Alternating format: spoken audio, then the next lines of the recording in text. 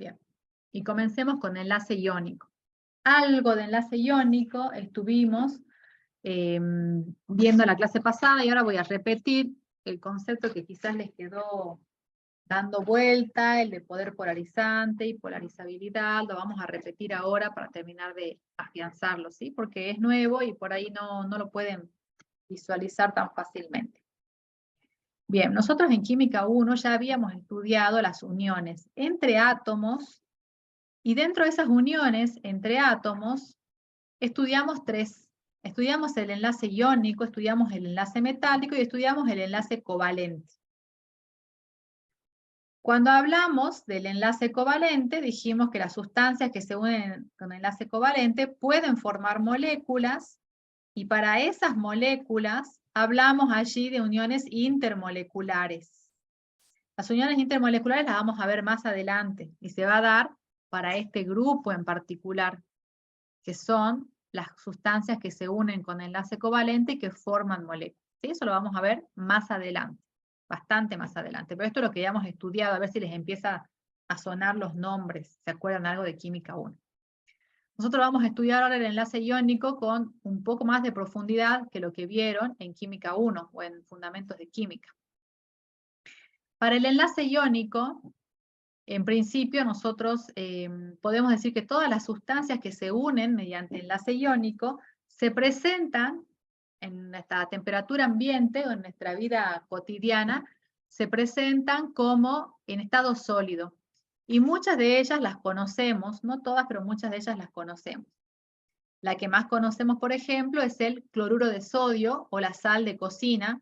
Y todos alguna vez capaz que pudimos ir a la salina o vimos fotos de la salina o vimos algún recuerdo de las salinas de acá de la provincia de Jujuy, que están compuestas principalmente por cloruro de sodio, y hemos visto, cuando no se encuentra procesada como la que disponemos en la casa, un bloque de estas características,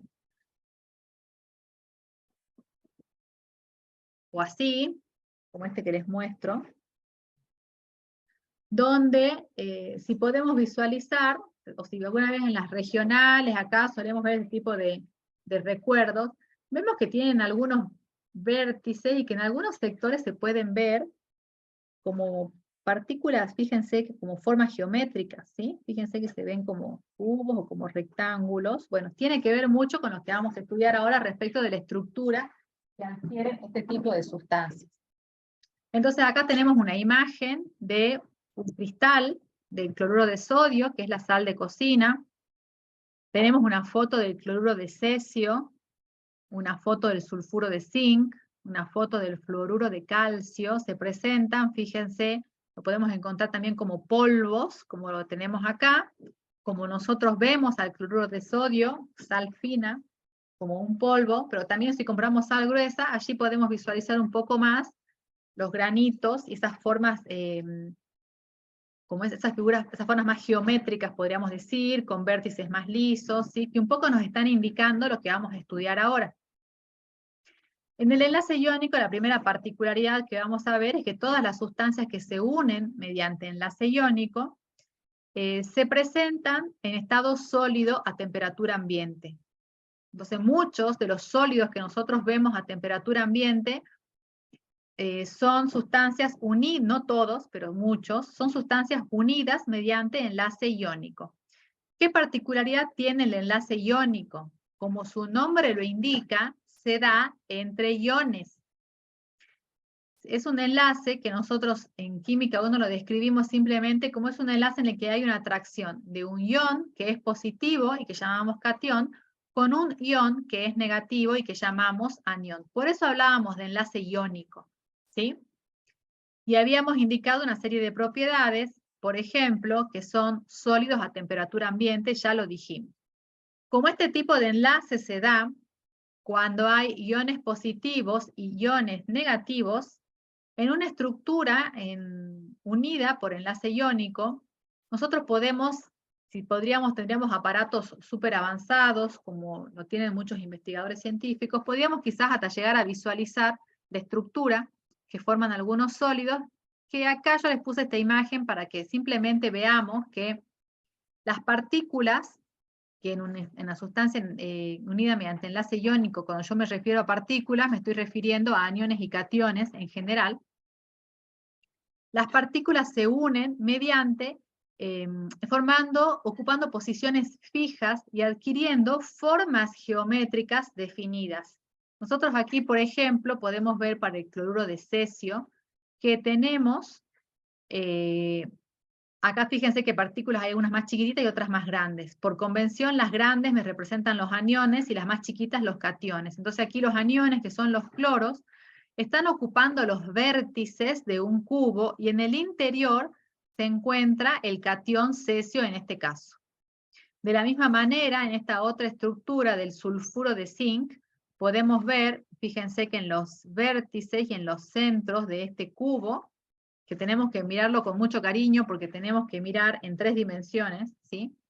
Vemos las partículas más grandes que vendrían a ser los aniones zinc, y en el hueco que me forman esas partículas tenemos los cationes zinc más 2.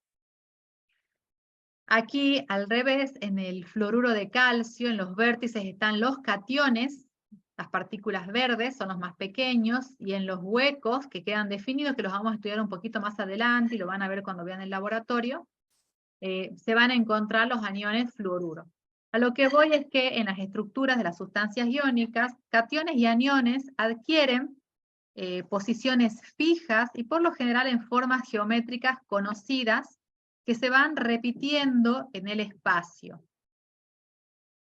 Entonces, para las sustancias que se unen mediante enlace iónico, dentro de las propiedades que podemos definir, habíamos dicho que son sólidos a temperatura ambiente, dijimos que son duros pero frágiles, y esa fragilidad la podemos explicar mediante esta imagen, donde tenemos con diferente color indicados aquí cationes y aniones, unos son verdes y los otros son celestes. Son duros pero frágiles, ¿por qué? Porque tienen cierta dureza, pero frente a un pequeño golpe, lo que se produce en esa estructura tan ordenada de cationes y aniones, ocupando posiciones fijas, es un corrimiento de las cargas y por lo tanto que termine ese golpe provocando un enfrentamiento de cargas del mismo signo. Las cargas del mismo signo se repelen y eso hace que se rompa el sólido iónico. Los sólidos iónicos, o muchos de los sólidos que ocupan posiciones, cuyas partículas ocupan posiciones fijas en el espacio y de manera ordenada, que definen una forma específica, ese tipo de sólidos se conocen como sólidos cristalinos. Entonces yo voy a usar indistintamente, voy a hablar del cristal iónico, ¿sí? Me estoy refiriendo a esta sustancia, me puedo referir también como cristales, porque me estoy diciendo con eso que ocupan las partículas posiciones definidas en el espacio, ¿sí? Con formas específicas. Entonces dijimos, son sólidos a temperatura ambiente, son duros pero frágiles. 3 propiedades más que las vamos a explicar enseguida. Una de ellas es que no pueden conducir la corriente eléctrica cuando están en estado sólido, pero sí pueden conducirla cuando están fundidos o en solución. Vamos a ver enseguida por qué. Tienen altos puntos de fusión y ebullición. De hecho, este alto punto de fusión tiene que ver con que sean sólidos a temperatura ambiente. O sea, son tan altas sus temperaturas de fusión que no puedo atravesar el proceso de fusión con los valores de energía que tengo a temperatura ambiente y por eso son sólidos. Y la tercera propiedad es que son solubles en solventes polares como el agua. La palabra polar la habíamos estudiado el año pasado cuando vimos las estructuras de las moléculas. La vamos a repasar ahora, pero acuérdense de que cuando hablábamos de sustancias polares nos referíamos a sustancias que tenían densidades de cargas positivas y negativas, como vimos ayer el proceso de hidratación, por ejemplo, ¿sí? Que veíamos la molécula de agua y yo les dije, toma la parte positiva de la molécula de agua, la parte negativa de la molécula de agua.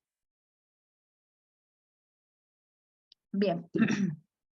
Hasta allí van siguiéndome y van recordando, chicos, un poco esto es una introducción y esto vimos en Química 1 hasta ahora. Sí, profe. ¿Sí? Bien. Gracias, Julieta, por responder. ¿Qué dijimos ayer respecto del carácter iónico y del carácter covalente?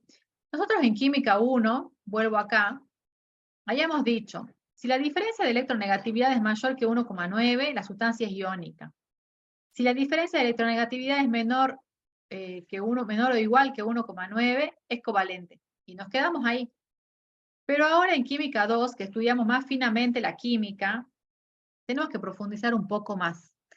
Y vamos a ver que este concepto de la diferencia de electronegatividad, en realidad, no es tan tajante para un valor de 1,9. De hecho, si ustedes van a la bibliografía, alguna bibliografía les va a poner 1,7 como límite, otra les va a poner 1,8, otra les va a poner 2, ¿sí? Pero ¿qué es lo que pasa básicamente? Nosotros ahora no vamos a poder hablar vamos a hablar en realidad de sustancias unidas mediante enlace iónico con ciertos porcentajes de carácter covalente. ¿Qué es lo que pasa o a qué se debe? Acá vuelve el concepto que aprendimos ayer de poder polarizante y de polarizabilidad. ¿Qué pasa? A medida que aumenta la diferencia de electronegatividad entre dos átomos unidos de forma covalente, o sea, acá parto del enlace covalente. Pero si voy uniendo átomos que tienen elevada diferencia de electronegatividad, el enlace se hace cada vez más polar. ¿Qué quiere decir? Si la diferencia de electronegatividad es grande, cada vez se van definiendo más las cargas, estas cargas netas a las que nos estamos refiriendo en el enlace iónico. Hasta que dicha diferencia es tan grande que se dejan de compartir los electrones. La coparticipación de electrones era una característica del enlace covalente. Entonces, dejamos de compartir electrones, esa coparticipación de electrones es insignificante. Y las sustancias pasan a unirse o se define el enlace como enlace iónico, ¿sí? Ya se deja de compartir electrones. Lo que contamos ayer es el proceso inverso, podríamos decir. Nosotros decimos entonces que se unen mediante enlace iónico sustancias que tienen grandes diferencias de electronegatividad. Por un lado, entonces dijimos metales con no metales de la tabla periódica.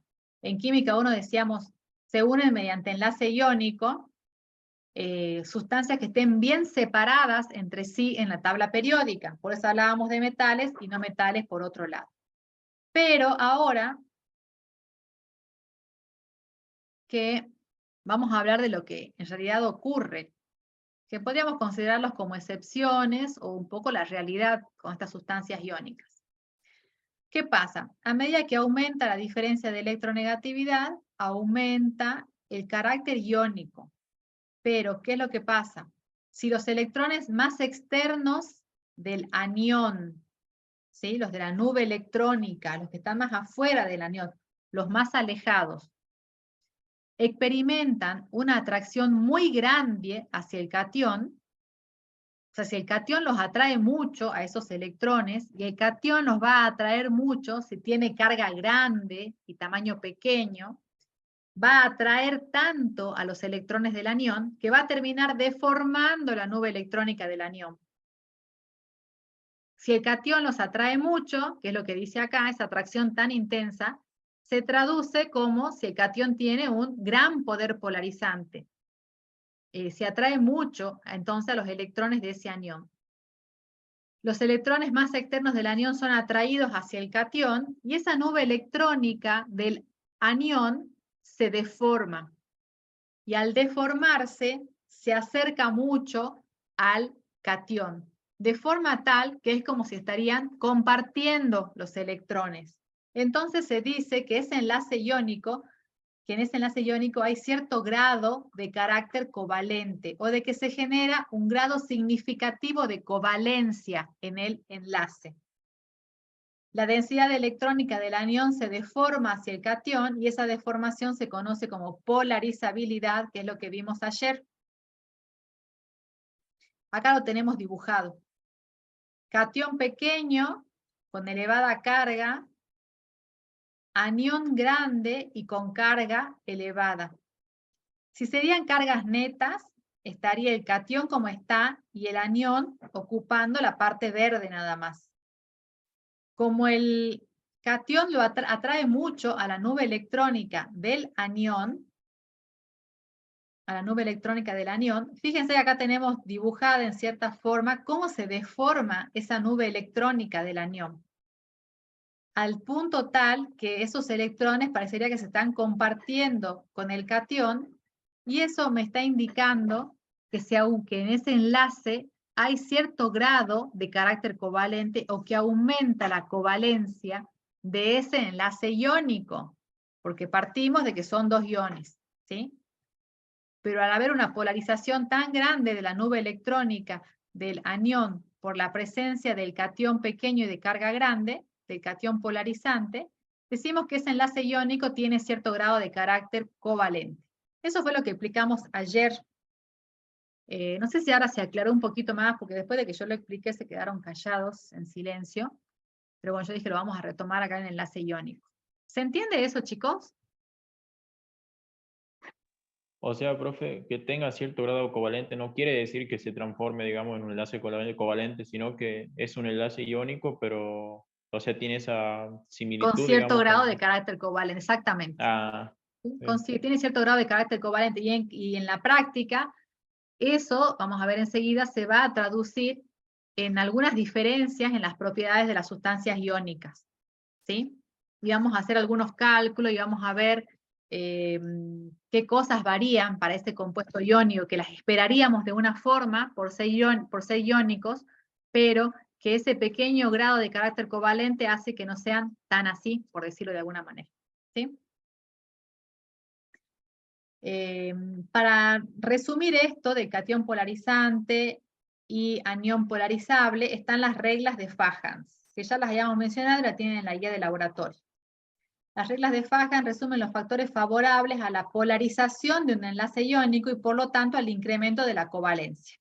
El catión es más polarizante o tiene mayor poder polarizante si es pequeño y tiene carga positiva grande, lo que es lo mismo decir un potencial iónico elevado. Y el anión es más polarizable cuando es grande y tiene carga negativa grande. Por lo tanto, dijimos que relacionamos el poder polarizante del catión con el potencial iónico, pero no así para el anión, ¿sí? Los cationes que no tienen una configuración electrónica de gas noble favorecen la polarización. Y ayer también vimos este dibujito, que yo no me voy a detener, pero que un poco indicaba, en función de cómo va aumentando la carga del catión y disminuyendo su tamaño, podíamos ver para un mismo anión cómo iba modificándose su polarizabilidad, cómo iba aumentando esa polarizabilidad, de forma tal que el cloruro de sodio es una sustancia iónica con bajo grado de carácter covalente, mientras que el cloruro de aluminio es covalente, ¿sí? Aquí al revés, para el mismo catión polarizante tenemos diferentes aniones y como todos tienen la misma carga, ¿qué podemos decir? Que mientras más grande sea el anión, es más polarizable.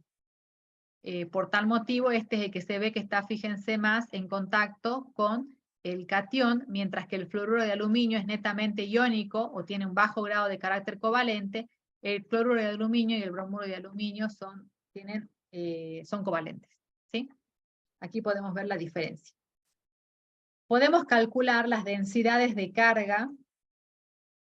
Un indicio era el potencial iónico para el caso del catión, o también podemos calcular las densidades de carga con esta ecuación, carga del ion sobre el volumen del ion, considerando que los iones son esféricos.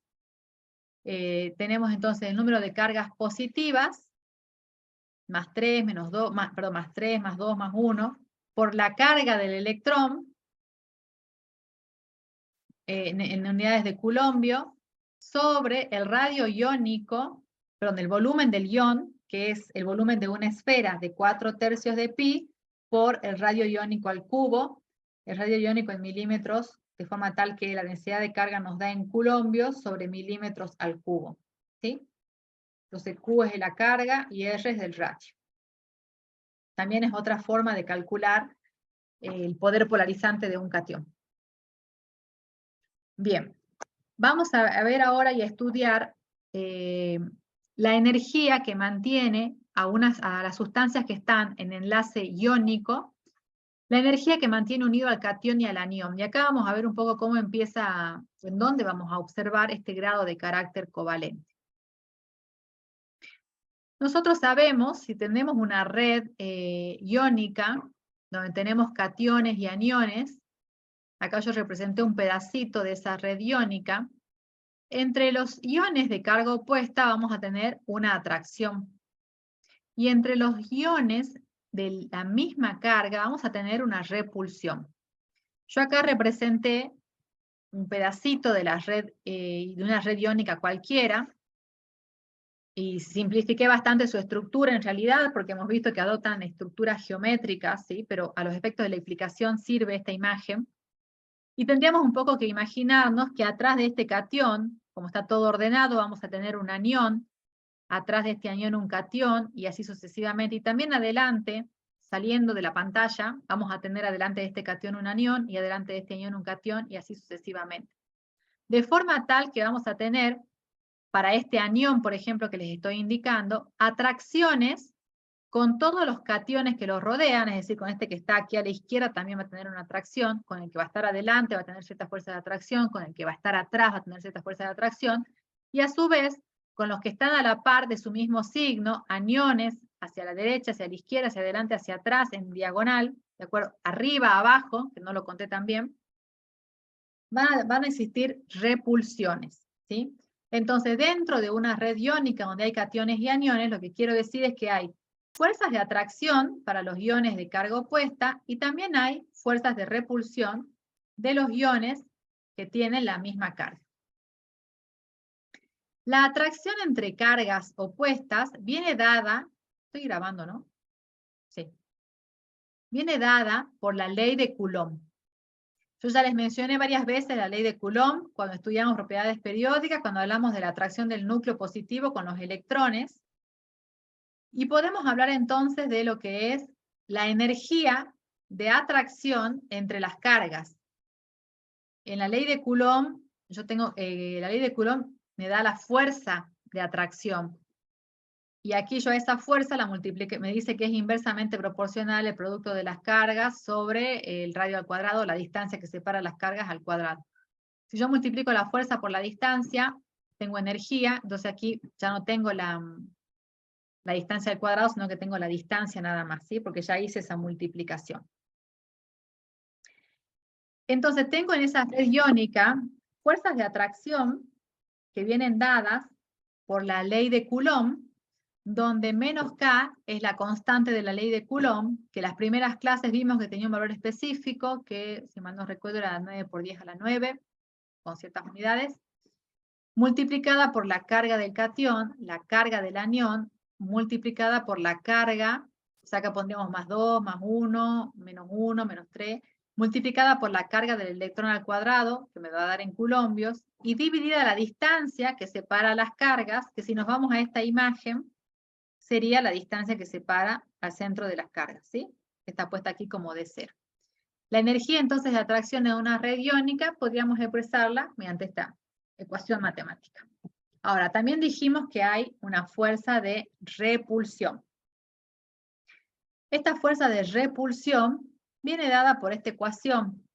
B multiplicado por E elevado a la menos D sobre ρ. Donde B es una constante que está determinada experimentalmente, E es la base de los logaritmos, D es la distancia que separa las cargas y ρ es un factor o un índice de compresibilidad que tiene que ver con las características del cristal en general. De esta manera viene expresada entonces la energía de repulsión. La energía total dentro de la red iónica va a ser la suma de las energías involucradas. La energía de la atracción más la energía de la repulsión. Entonces puedo plantear la suma de estas dos expresiones matemáticas que acabamos de ver y podría representar a esta energía total en una gráfica. En el eje de las Y coloco energía, en el eje de las X coloco la distancia que separa a las cargas, ¿sí?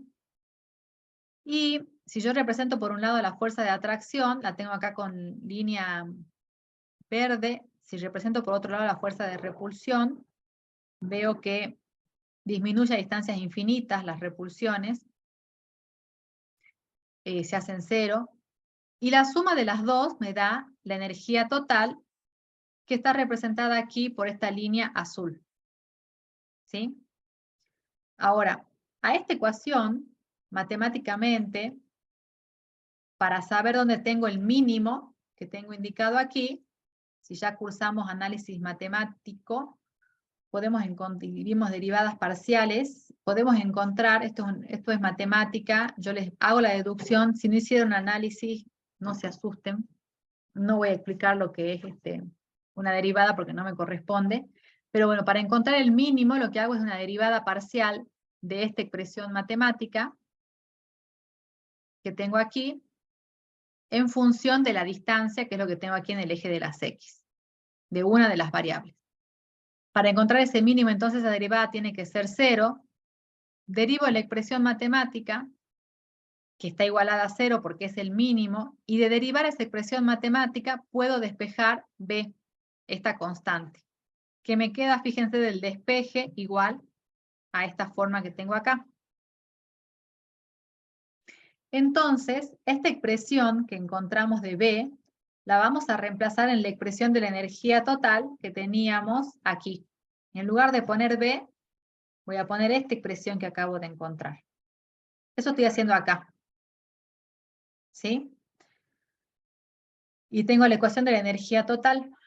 Cuando lo planteo a esto para dos iones en particular, y de sacar factor común, obtengo esta expresión, que para dos iones es menos la constante de la ley. La energía total en la red iónica es igual a menos la constante de la ley de Coulomb, multiplicada por la carga del catión, por la carga del anión, por la carga del electrón elevada al cuadrado, sobre la distancia que separa las cargas, multiplicado por, y me queda la expresión de esta manera, por haber sacado factor común y haber trabajado matemáticamente la expresión de arriba, por 1 menos este factor de compresibilidad, que enseguida vamos a ver que tiene un valor específico, sobre la distancia que separa las cargas. Si introducimos esto para 1 mol, lo que hago es introducir el número de Avogadro y la expresión tiene esta forma. ¿Bien?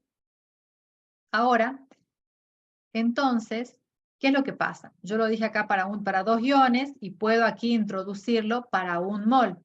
Si considero entonces 1 mol dentro de esa red iónica, estoy considerando 6,02 por 10 a la 23 de iones positivos y negativos. Todos esos iones dentro de la red iónica van a interactuar, los que tienen cargas opuestas se van a atraer y los que tienen cargas iguales se van a repeler.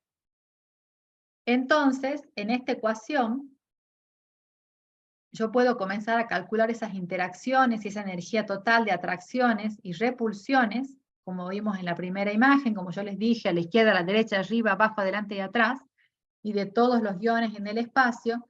Como resultado de esa interacción, se obtienen series convergentes.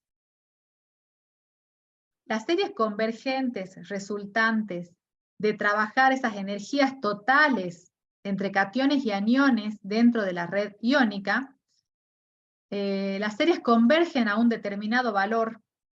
Ese valor se indica con la letra M en una sustancia iónica y tiene el valor, o se denomina, constante de Madelung. La constante de Madelung, entonces, me está representando, o representa en un sólido iónico, en una red iónica, repito, el valor al que converge todo el conjunto de las atracciones y repulsiones de cationes y aniones dentro de la red iónica. Y va a depender, por lo tanto, de cómo se dispongan esos cationes y esos aniones dentro de la red iónica, que yo les dije aquí por simplificación, yo los dibujé así, uno pegados al otro, pero en realidad, ¿qué vimos inicialmente? Vimos que se pueden ordenar de diferente manera, pero esto se repite en el espacio. Yo voy a tener acá arriba una similar, abajo una similar, a la izquierda, a la derecha, adelante, atrás, y eso se va a ir repitiendo. Entonces, lo mismo con estas dos otras estructuras y muchas otras de los sólidos. Con lo cual, esta expresión de la ley de Coulomb, yo la aplico a estas situaciones. Por simplificación les hice esta imagen, ¿sí? Pero se aplica a estas situaciones. ¿Está bien? Por lo tanto, las distancias que separen a los cationes y a los aniones van a ser diferentes en cada caso y va a depender de la disposición que tenga el anión y el catión en la red, que han visto que puede ser, que van a ser bien diferentes, ¿sí? Por tal motivo, entonces, estas series, cuando yo considero un mol de electrones, van a converger o van a dar un valor específico que va a depender del tipo de ubicación o de posición que adopten los cationes y los aniones en la red iónica, y que se denomina, ese valor al que convergen, constante de Madelung y se indica con la letra M. Y depende del tipo de estructura, o del tipo de estructura que adopte el catión o el anión, el valor que va a tener, ¿sí? Y enseguida vamos a ver cómo vamos a hacer para saber qué valores de constante de Madelung corresponden. Entonces, la expresión de la energía total que vimos acá, que tenía introducido el valor del número de Avogadro, a su vez introducimos un nuevo valor para poder reflejar este valor al que convergen las interacciones de los cationes y de los aniones, que es la letra M correspondiente al valor de la constante de Madelung. Y fíjense que el resto de la expresión de la energía total yo la copié igual, pero le cambié la palabra de acá adelante, ya no dije energía total, la estoy indicando con la letra UR. Esa energía total dentro del cristal iónico, que considera atracciones y repulsiones y todo lo que vimos hasta ahora, se indica con la letra UR en la bibliografía y se conoce como energía reticular. Su deducción matemática, o llegamos a esta expresión que ustedes están viendo, haciendo los pasos que vimos recién. Yo no voy a entrar en la parte fina matemática de la serie convergente, porque se van a perder, pero me interesa que sepan de dónde viene la constante de Madelung, ¿sí? Y la expresión entonces de la energía reticular, que tiene esta forma, la forma de esta ecuación, que es la misma que está escrita ahí, y que se conoce como ecuación de Born-Landé, porque son quienes han realizado los estudios para poder llegar a esta conclusión. Entonces, podemos calcular la energía dentro de una red iónica entre el catión y el anión mediante la ecuación de Born-Landé de la energía reticular. La energía reticular entonces es igual, y acá me está faltando, bueno, no, está bien. Ya enseguida voy a hacer una aclaración. Es igual a menos, ¿y por qué tengo un signo menos aquí? Y tengo un signo menos porque es una energía que se libera. Cuando nosotros tenemos una sustancia que existe como un sólido iónico a temperatura ambiente, para formarse ese sólido iónico fue necesario liberar energía. Ese sólido se formó porque era el proceso más estable para que se encuentren ese catión y ese anión. Y si el proceso es muy estable, libera energía. Por eso tengo un signo menos correspondiente a esa liberación de energía, ¿sí? Y acá tengo la energía reticular planteada de esta forma. Enseguida vamos a ver cuándo le ponemos las barras de valor absoluto.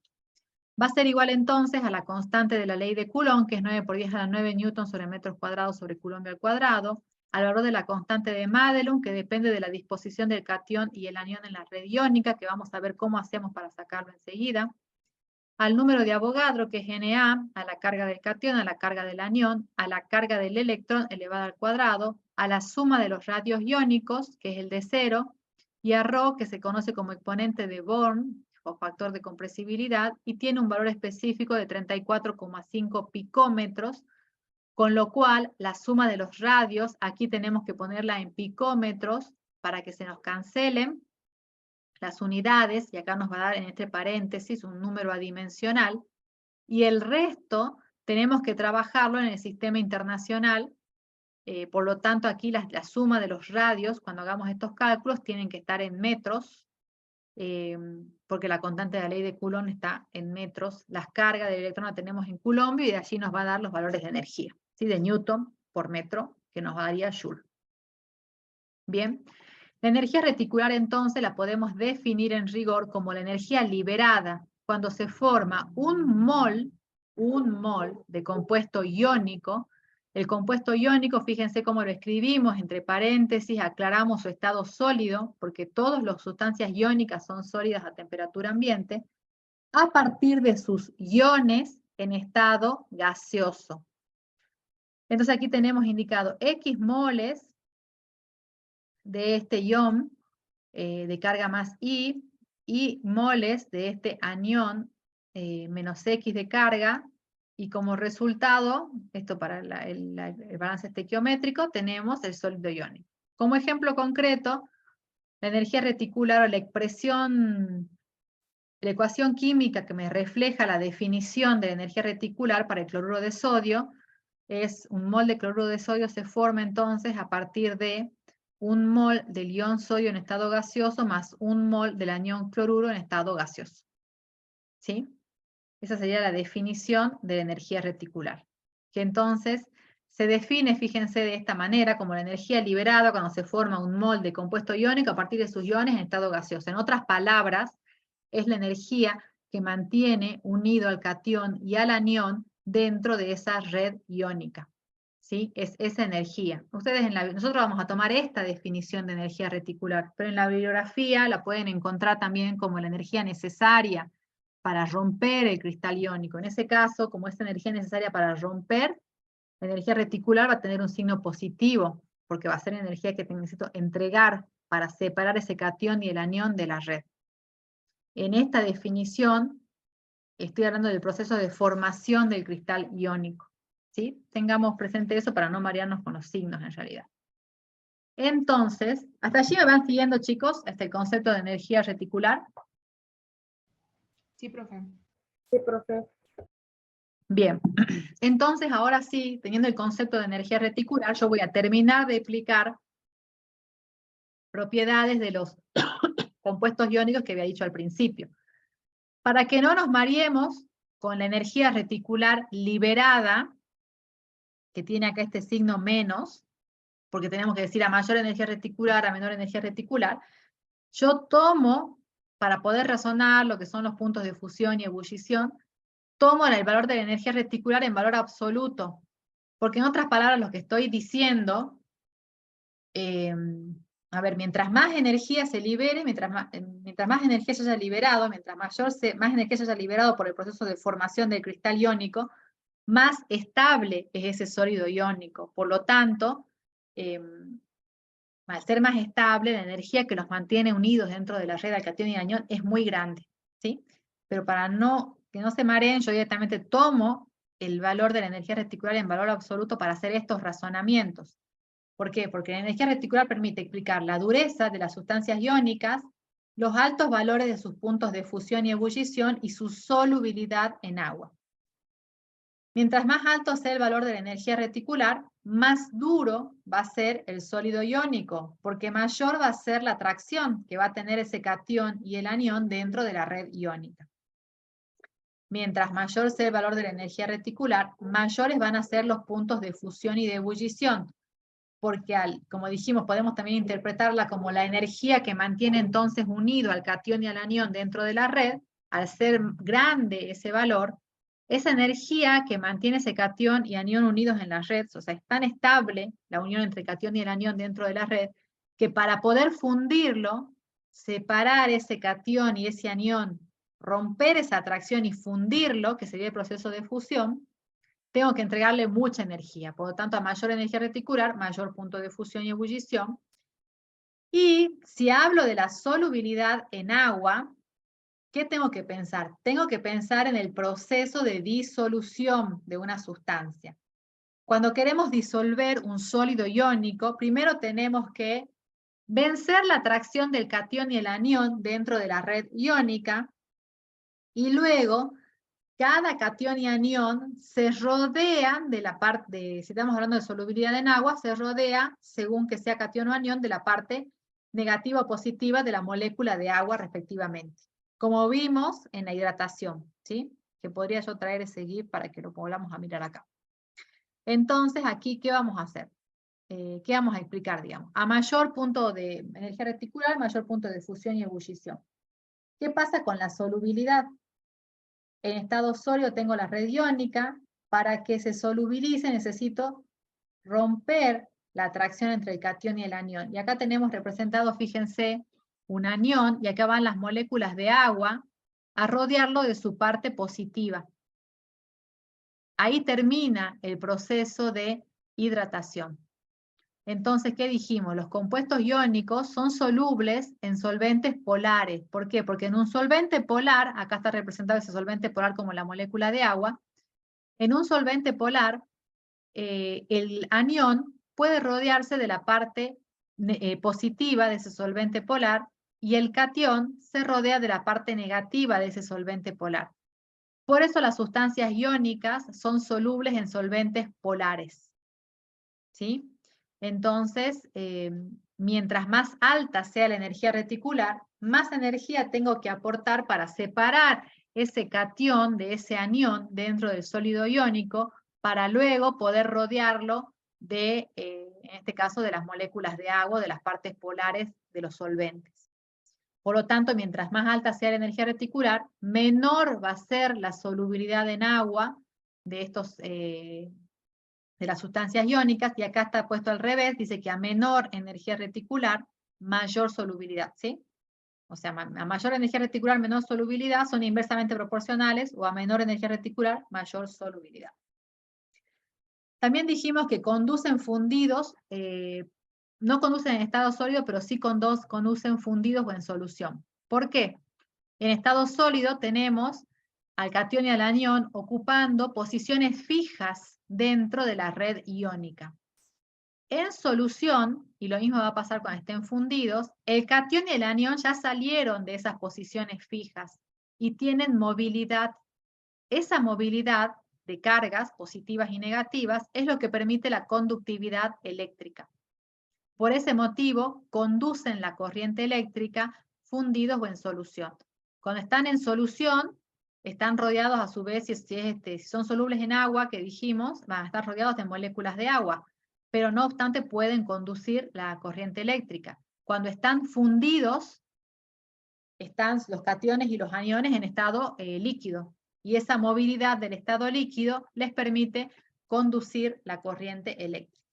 Entonces hemos terminado de explicar las propiedades de las sustancias iónicas: sólidos a temperatura ambiente, duros pero frágiles, en estado sólido no conducen la corriente eléctrica, solo conducen fundidos o en solución, altos puntos de fusión y ebullición, y solubles en solventes polares como el agua, dando soluciones conductoras. ¿Sí? ¿Hasta allí me siguen, chicos?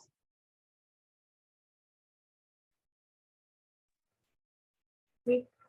¿Sí? Bien. Sí. Bien. Son las 10:40. Descansamos 10 minutitos hasta las 10:50 y retomamos con el primer ejercicio del seminario de enlace iónico. ¿Sí? Que seguramente lo vamos a hacer sin problemas, pero así decantamos un poquito esto que hablé sin parar desde que comenzamos el tema, y comenzamos a hacer un poquito de ejercicio como para despabilarnos e ir siguiendo el tema. Pongo en pausa la grabación y nos vemos en 10 minutitos. Podemos resolver entonces el ejercicio 1 de la guía, que dice: los aniones óxido y yoduro se pueden combinar con los cationes magnesio más 2 y rubidio para formar compuestos iónicos. Escriba las fórmulas de todos los compuestos posibles. Indique cuál de ellos tendrá mayor grado de carácter covalente y por qué. Prediga el tipo de celda unitaria que adoptarán. Este punto, prediga el tipo de celda unitaria, lo vamos a resolver más adelante de la clase, no sé si hoy, capaz que la semana que viene, cuando veamos las celdas unitarias.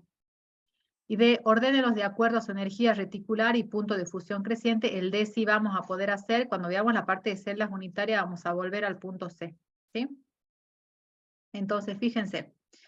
Primero dice: escriba la fórmula de todos los compuestos posibles. O sea, combinar el catión con los dos aniones, el catión magnesio más 2, y también el rubidio con los dos aniones. ¿Sí?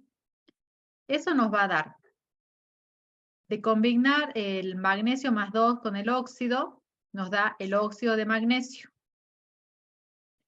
De combinar el magnesio más 2 con el yoduro, nos da el yoduro de magnesio, y fíjense los subíndices, cómo vamos escribiendo.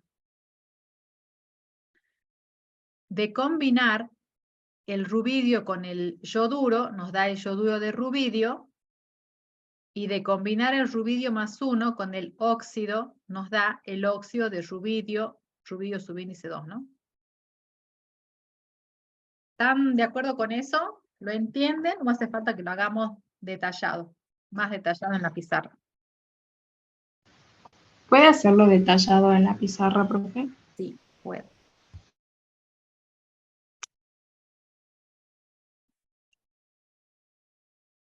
Bien. Tenemos entonces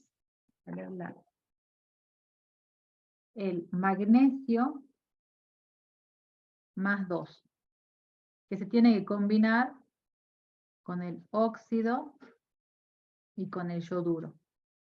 Y el catión rubidio se tiene que combinar también con el óxido y con el yoduro. ¿Sí? Porque el punto me dice, escriba las fórmulas de todos los compuestos posibles, o sea que son cada catión con los 2 aniones. De combinar el magnesio con el óxido, escribo los símbolos químicos del magnesio y del óxido, los dos están trabajando con estado de oxidación 2, menos 2 con 2, me queda esta fórmula química. ¿Eso se entendió? Sí, profe. Bien. Sí, profe. De combinar el magnesio con el yodo está trabajando con estado de oxidación menos 1, el magnesio menos 2, hago un intercambio de estados de oxidación, y me queda entonces, para que todo me dé 0, tengo que poner 2 yoduros, porque menos 1 por 2 me da menos 2, con el más 2 del magnesio me queda todo en 0. Esa sería la fórmula química del yoduro de magnesio. Para combinar el rubidio con el óxido, de la misma manera, el rubidio tiene estado de oxidación más 1, el oxígeno tiene estado de oxidación menos 2, entonces tengo que poner 2 rubidios para que más 1 por 2 me dé más 2, con el menos 2 del óxido me da 0 todo el compuesto. Y por último, el rubidio con el yodo, cada uno tiene estado de oxidación menos 1 y más 1, así que la fórmula química me queda de esa manera. Eso sería el punto A, que sería todas las fórmulas de todos los compuestos posibles. ¿Se entendió ahora? Sí, profe. Gracias. Bien, de nada.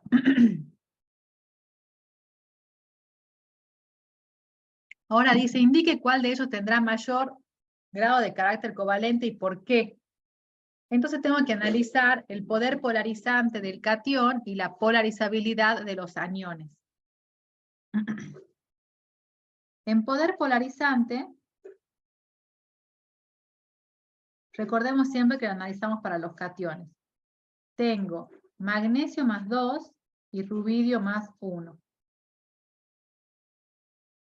En polarizabilidad, tengo que comparar el yoduro con el óxido. ¿Sí? Bien, para el catión entonces podríamos utilizar, si quieren, potencial iónico, o podemos razonarlo teniendo en cuenta las cargas y las ubicaciones de los elementos en las tablas periódicas y en función de eso sus tamaños. De los dos cationes, el magnesio tiene carga mayor. Y en tamaño, justamente, si miren la ubicación de los dos en la tabla periódica, ubiquen el magnesio y ubiquen el rubidio. El magnesio está en el grupo 2 y el rubidio está en el grupo 1, un poquito más abajo que el magnesio. ¿Sí? Entonces, de esa ubicación en la tabla periódica, ¿qué pueden decir ustedes? ¿Cuál de los dos será más pequeño? ¿El magnesio? El magnesio es más pequeño. El magnesio entonces, el ion magnesio más 2, es más pequeño que el ion rubidio más 1, y además tiene carga más grande. Entonces, ¿qué podemos decir respecto del poder polarizante? Que dijimos, ¿quién tiene mayor poder polarizante? Si el catión tiene carga grande y tamaño pequeño. Entonces, de los dos, el que va a tener mayor poder polarizante va a ser el magnesio. ¿Se entendió eso? Sí. Bien. Sí. Con la polarizabilidad lo que analizamos es la facilidad con la que se puede deformar la nube electrónica del anión. Entonces nos fijamos en la carga, pero también nos fijamos en los tamaños de esas nubes electrónicas. Cuando tenemos tamaños semejantes, termina definiendo la carga. Pero si tenemos tamaños bien diferentes, como en este caso, el óxido -2, el ion óxido -2 y el ion yoduro -1, ¿cuál de los dos? Podemos incluso mirar los tamaños en la tabla periódica, los tamaños de los radios de estos iones. Si quieren se los pongo para que... Este es de 132 picómetros y el del yoduro es de 220 picómetros. Uy.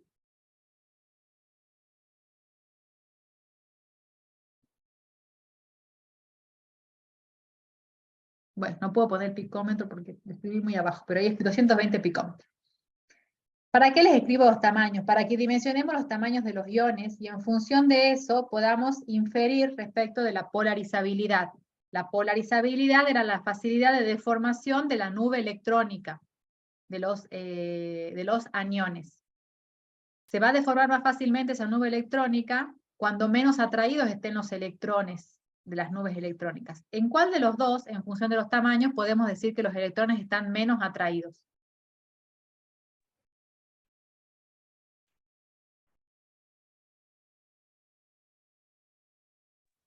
El del yodo. El yodo, correcto, el yodo. Correcto, Miguel, también. Entonces, el más polarizable de los dos aniones es el yodo. Entonces, tenemos que decir, como decía la guía, el que tenga mayor grado de carácter covalente. De los compuestos que hemos formado, el que tenga mayor grado de carácter covalente va a ser el que tenga el catión con más poder polarizante o con menos poder polarizante, les pregunto. Y el anión más polarizable o menos polarizable.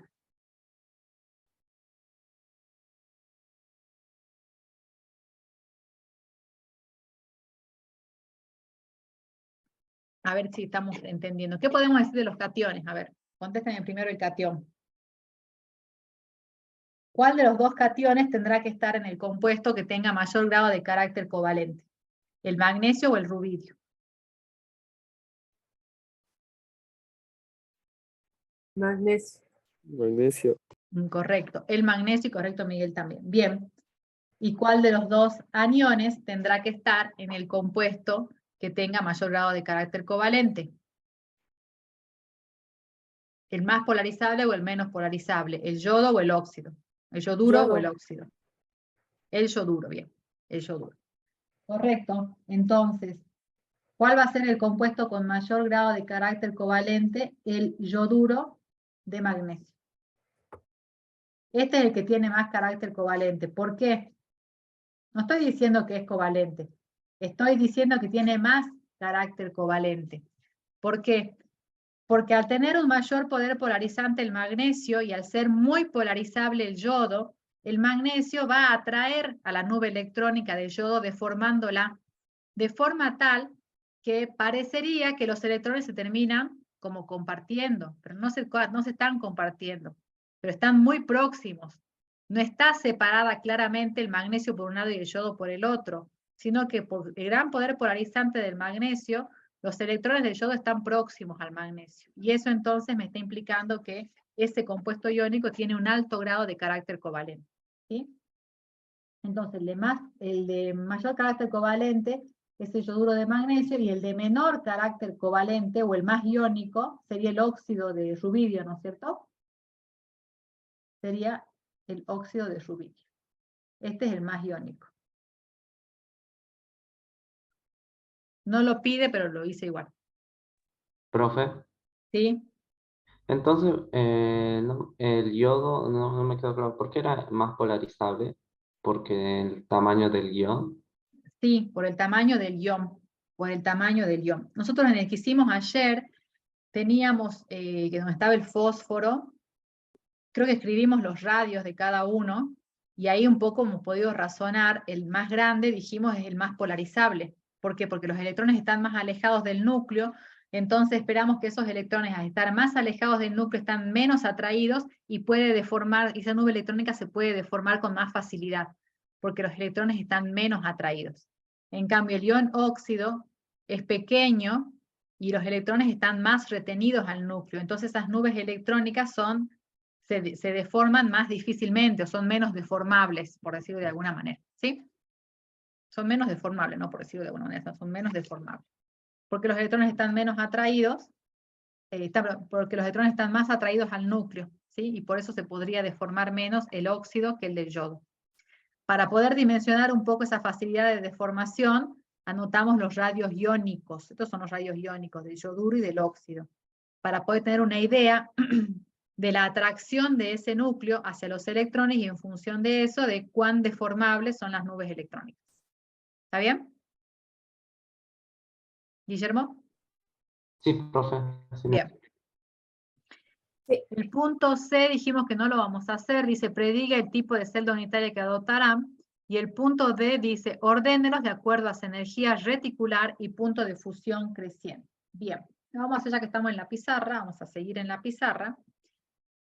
Y para utilizar la expresión de la energía reticular, nosotros en Química 1 habíamos aprendido una abreviatura, podríamos decir, de la expresión, no es una abreviatura, tampoco es una expresión simplificada, pero podíamos estimar y conocer la variación de la energía reticular en función de una proporcionalidad entre la ecuación que hemos deducido inicialmente, que es la de Born-Landé,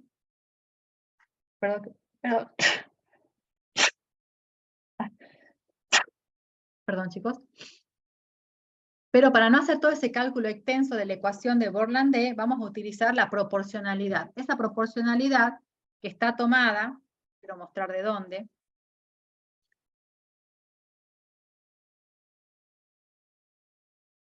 Si miramos la ecuación de Born-Landé, queremos estimar o sacar una proporcionalidad de la energía reticular tomando el producto de las cargas y la suma y la distancia que las separa, que es la suma de los radios iónicos. Este pedacito de la ecuación de Born-Landé tomamos y podemos decir, no que nos da un valor aproximado de la energía reticular, sino que en una comparación entre una energía reticular y otra, nos va a dar un buen indicio de cómo va variando esa energía reticular, ¿sí? Entonces aquí, voy a la pizarra directamente, nosotros vamos a utilizar esta expresión, que la energía reticular, y fíjense que pongo barras de valor absoluto, es proporcional ¿a qué? A este cociente que tiene el producto de las cargas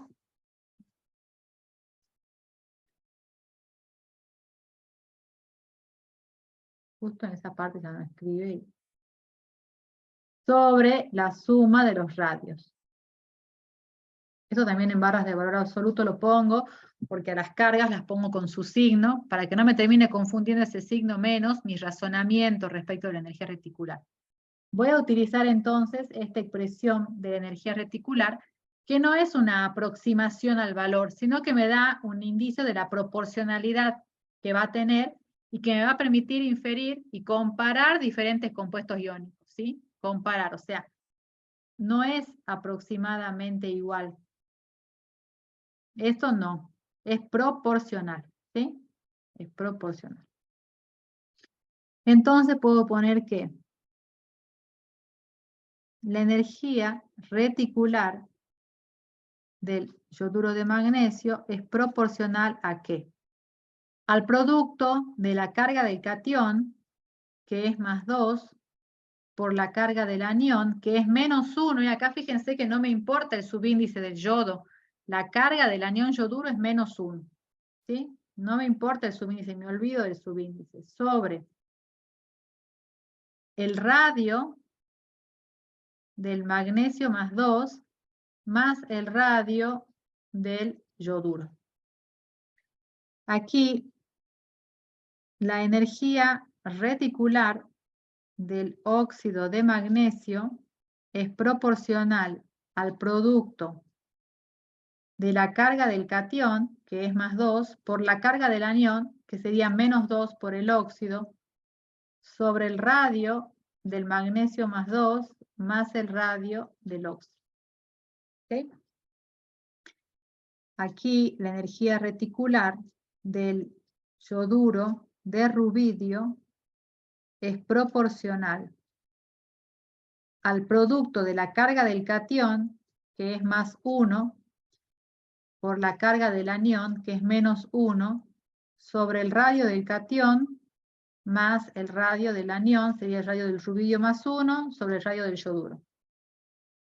Y por último aquí, la energía reticular del óxido de rubidio es proporcional al producto de la carga del catión, que es más 1, la carga del anión, que es menos 2, sobre el radio del rubidio más 1, más el radio del óxido. Hasta allí lo único que hice fue escribir esta expresión de proporcionalidad de la energía reticular, aplicarla a los 4 compuestos iónicos que tenemos que razonar ahora y ordenar según la energía reticular creciente. ¿Alguna duda hasta allí? No, profe. Bien. Fíjense, ahora nosotros podemos hacer el cálculo y podemos buscar los radios, pero como ya veníamos diciendo con el potencial iónico, los numeradores siempre nos van a dar un indicio de la tendencia. Entonces puedo hacer no todos los cálculos, solamente voy a necesitar hacer algunos nada más. Si nos fijamos, tenemos que ordenar una energía reticular creciente. El numerador más grande me va a dar la energía reticular más grande y el numerador más pequeño me va a dar la energía reticular más pequeña. Si alguien tiene dudas respecto de esto, puede tranquilamente buscar los radios, hacer el cálculo y sacar el número, si eso los deja tranquilos. Yo les quiero abreviar cálculo y incorporar razonamiento. Entonces, de acá si yo miro los numeradores, ¿cuál es el numerador más grande? El óxido de magnesio. El del óxido de magnesio. Esta es el mayor valor de energía reticular.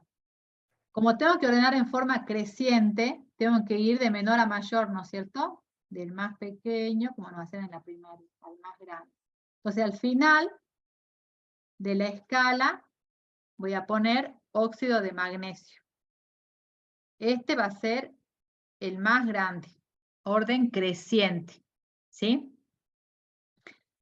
También puedo deducir aquí cuál va a ser el más pequeño de todos. ¿Cuál es el más pequeño? Yoduro de rubidio. Yoduro de rubidio, correcto. Entonces lo pongo al principio. Este es el más pequeño. En el medio puede estar el yoduro de magnesio o el óxido de rubidio. ¿Por qué? Porque sus numeradores son iguales. Podríamos mirar los denominadores y ver si por su ubicación en la tabla periódica podemos razonar qué va a pasar con los denominadores. Para eso tendríamos que comparar los radios de los cationes por un lado y de los aniones por otro. Si nosotros miramos el radio del catión, de los cationes, el radio del rubidio más 1 es más grande que el del magnesio. Y si miramos los radios de los aniones nos dan al revés. El radio del yoduro es más grande que el del óxido, o sea que nos dan cruzados allí. Como nos dan cruzados, yo recomiendo hacer el cálculo. Si en este análisis de tamaño tendríamos otro anión, por ejemplo, y tendríamos la seguridad de que por la ubicación en la tabla periódica el anión es más pequeño que el del otro compuesto que estamos comparando, ni hacemos el cálculo, ¿sí? Pero acá no es el caso, entonces yo recomiendo que acá hagamos el cálculo de este y de este, ¿sí? Que lo voy a hacer en la otra hojita. Entonces, la energía reticular del yoduro de magnesio es proporcional. Magnesio más 2, yodo menos 1. El radio del magnesio más 2 lo pueden poner en la unidad que quieran, siempre que yo lo voy a poner como me sale en la tabla, en picómetro. No, lo voy a poner en Armstrong. 0,66. Ese es el del magnesio más 2. Y el del yoduro es 2,20 en Armstrong, ¿no? Y sacamos el valor. Y después tenemos el óxido de rubidio,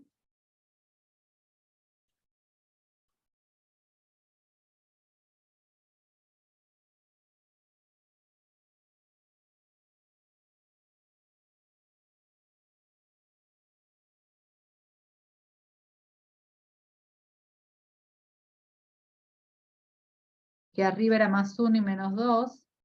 El radio del rubidio es 1,47. Y el radio del óxido es 1,32.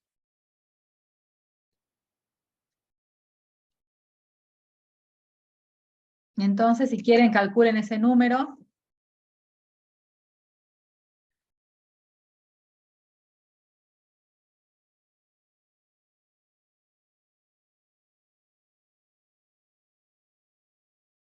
Aquí arriba me da 1,37, 38. Y abajo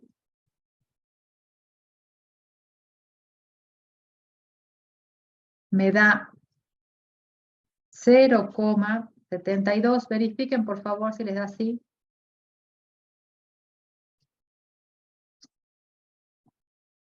¿Así les da? No, en el hierro de magnesio me da 0,69. ¿Sí? A ver, chicos, fíjense el resto. A mí también, profe. A ver.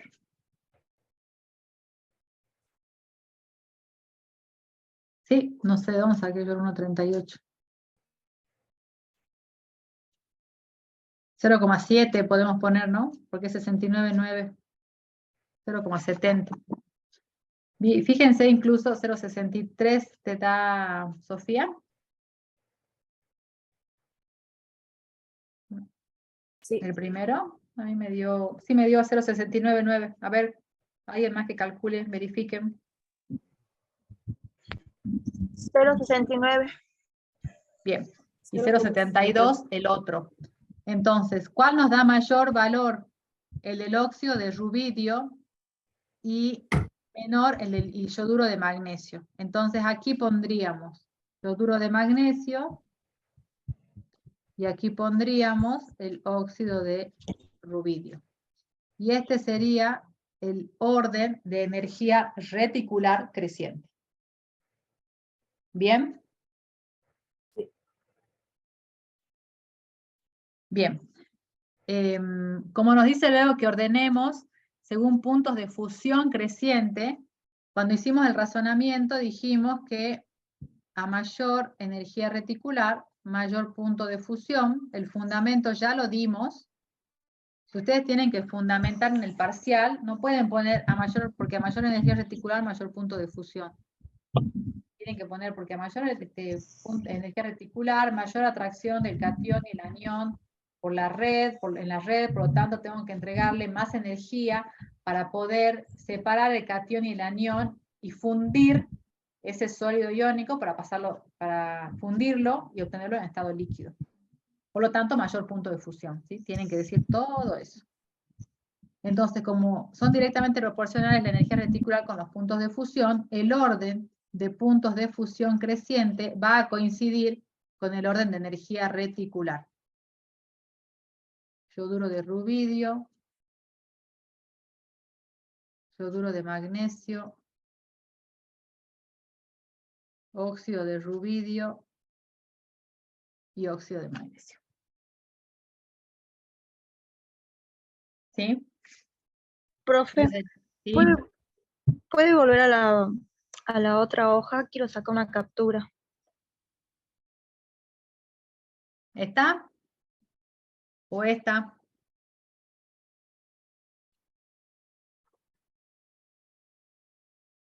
Karen, ¿está? Esa, profe. Bueno. Sí, esa. ¿Listo, profe? Bueno. Bien. Ese sería entonces el ejercicio 1. ¿Alguna pregunta?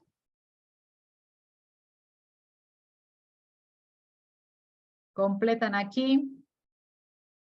Y hasta ahora lo que hemos visto, entonces, continúo con la parte, con la clase. Lo que vimos entonces, hemos hecho una deducción de energías y hemos obtenido una expresión para calcular la energía reticular que la vamos a usar enseguida en unos ejercicios, ¿sí? También recién utilizamos una proporcionalidad para poder comparar diferentes sustancias iónicas a partir de una simplificación de esa expresión de energía reticular que hemos obtenido. Vamos a ver ahora que hay otra forma de calcular la energía reticular a partir de valores experimentales. Y esa forma se conoce como, o se llama, ciclo de Born-Haber. El ciclo de Born-Haber, ¿qué permite? Puede calcular energías reticulares y todo tipo de energía. En realidad es un ciclo termodinámico, el ciclo de Born-Haber. Involucra diferentes energías y nos va a permitir calcular valores de energía reticular de forma experimental. ¿Por qué de forma experimental? Porque para calcularlo vamos a utilizar otros valores de otras energías. Pero también vamos a poder calcular cualquiera de las energías involucradas en el ciclo, siempre que tengamos el resto de los valores, ¿sí? Vamos a ver que los construimos formando un diagrama gráficamente. Es muy importante que podamos entender la forma en la que lo representamos para que después no tengan problemas cuando hacen los cálculos. Y en esa representación gráfica vamos a escribir las ecuaciones químicas correspondientes a la formación del sólido iónico y a otros procesos de ionización, de ganancia de electrones, que hemos venido estudiando hasta ahora. Este tipo de diagrama, porque es un diagrama básicamente que nos va a permitir hacer el cálculo, nos permite visualizar los términos energéticos, o entálpicos en la formación de un compuesto, y nos permite determinar cualquier valor de entalpía que no conozcamos dentro del ciclo termodinámico, porque conocemos el resto de los valores, ¿sí? Para aplicar esto, el fundamento o la base es la ley de Hess, que ya la habíamos estudiado en termodinámica de química 1. Y la aplicábamos cuando ustedes, no sé si se acuerdan que en termodinámica sumaban ecuaciones, restaban, cancelaban los productos con los reactivos, así cuando sumando para obtener otra ecuación, y lo que hacían era sumar entalpías para obtener una entalpía de reacción. Allí habíamos hablado ya de la ley de Hess. Y esto es una aplicación más de la ley de Hess. La ley de Hess decía que la entalpía de una reacción global es la suma de las entalpías de los pasos de la reacción en que la reacción puede ser dividida. Y cuando me estoy refiriendo a las entalpías, me estoy refiriendo básicamente a energías, ¿sí? A energías. Entonces vamos a construir el ciclo de Born-Haber. Yo prefiero para construirlo, después si quieren miramos acá, prefiero hacerlo con un ejemplo. Ustedes acá lo van a tener detallado paso a paso. Pero yo prefiero ir contándoles y que ustedes lo vayan haciendo con un ejemplo, porque acá voy a ir diciéndoles, ustedes van a ver las ecuaciones escritas, lo pueden leer después tranquilos, pero creo que más les va a quedar si van resolviendo el ejercicio. Después vamos a volver sobre la presentación, ¿sí? Pero para ir explicándoselos, prefiero ir resolviendo el ejercicio 3. Después vamos a hacer el 2, porque es como un poco más avanzado, tendría que haberle cambiado el orden ahí. Vamos a hacer el ejercicio 3. Que fíjense que en el ejercicio 3 lo que nos pide es calcular la energía reticular del cloruro de calcio. Dice, a partir de los siguientes datos, nos da los datos en kilojoule por mol. ¿Qué información nos da? Que son datos típicos que vamos a utilizar en los ciclos de Born-Haber. Entalpías de formación. El cerito arriba nos indicaba que era una entalpía de formación estándar. No sé si se acuerdan de esa terminología y esa nomenclatura de termodinámica, se tienen que ir acordando porque vamos a utilizar datos estándares durante toda la cursada. La entalpía de formación estándar nos da su valor, nos da la entalpía de sublimación, delta de HS es la entalpía de sublimación estándar del calcio, nos da la entalpía de disociación del cloro, ya enseguida vamos a ir viendo qué es cada una de estas energías, nos da que era I1, que vimos cuando estábamos viendo propiedades periódicas. Energía de ionización. En la primera energía de ionización, correcto, la energía involucrada para arrancar el primer electrón. Y 2, la segunda energía de ionización para el calcio. A del cloro, que indicábamos con la letra A. Afinidad electrónica. ¿puede Afinidad ser? electrónica del cloro y nos da su valor. ¿Sí?